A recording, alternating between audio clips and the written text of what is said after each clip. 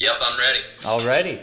Mr. Reynolds, thanks so much for joining. I guess to start off, for anyone who's not familiar with you, just kind of, introduce yourself. I understand you're an engineer.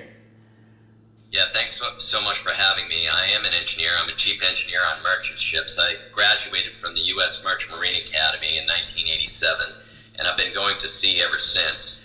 During that time, I've had the honor and privilege of helping our troops get their equipment overseas to places like Iraq and Afghanistan. In fact, just a couple months ago, I met a couple former Marines who asked me if I was responsible for some of the lifts of mine-resistant vehicles to Afghanistan, and I said I had been. And they thanked me for that because they knew those saved lives. That's the kind of support I've given the troops over the years. Some politicians fly over and they get a baseball cap and a hot dog and fly back, and they say they support the troops. I've really done it.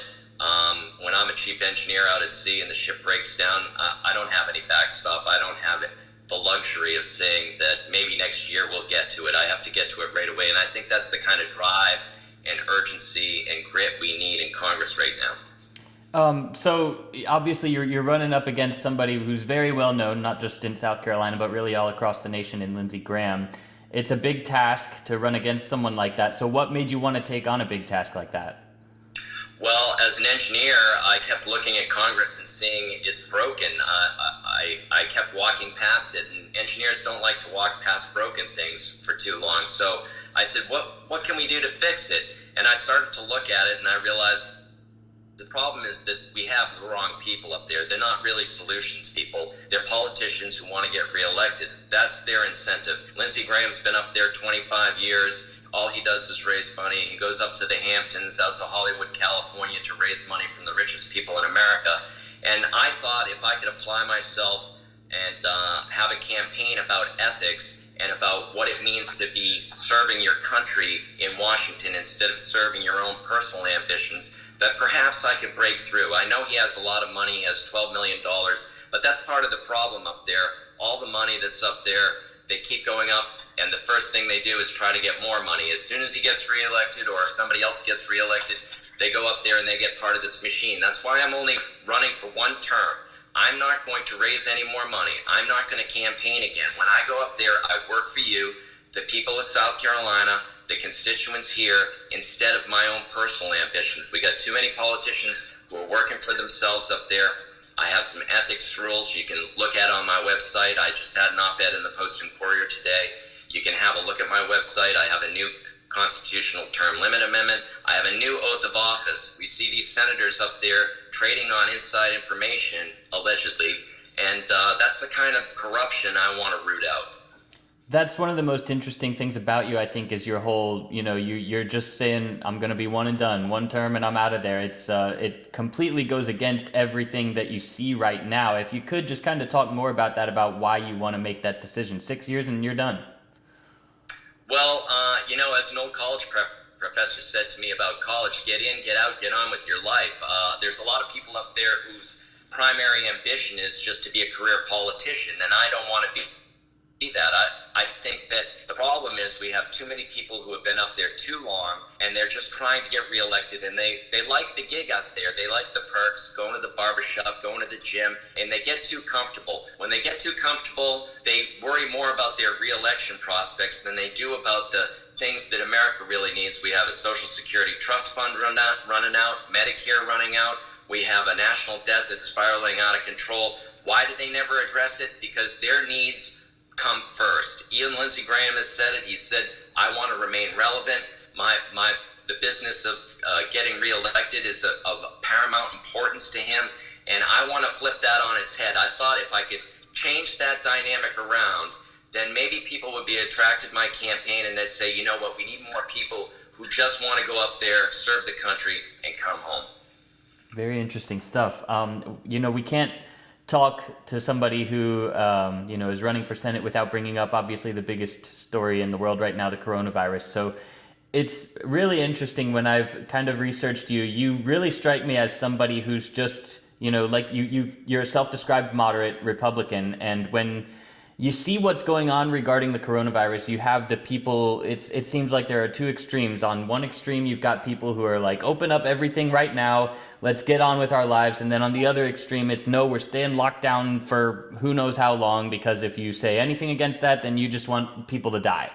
Where do you stand on the current state of things when it comes to the coronavirus and the reopening process, both here in South Carolina and nationwide? And how do you think the government has done so far in that process?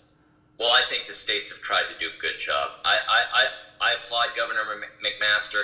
There was a lot of uncertainty to begin with. You didn't know what was going on. I didn't know what was going on. And I think the governor took the lead. And he's done a good job. He's tried to do the best he could with the information he had.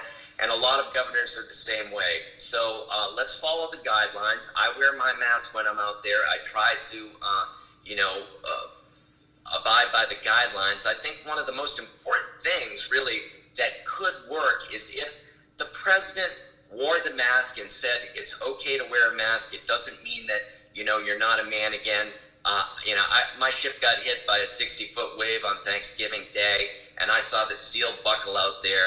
And the idea that I'm going to be less of a man going out there and wearing my mask is ridiculous. We all need to try to abide by the regulations, and we need to have respect and consideration for other people. We can't just think of ourselves all the time. So I think it would be a good idea for the president to lead on this. And if he did, if he wore a mask and he said it's okay to wear a mask, we're going to get through this, I think a lot of people would start picking up on that. We got so many tribal divisions. I see it on Facebook. I'm sure you do too.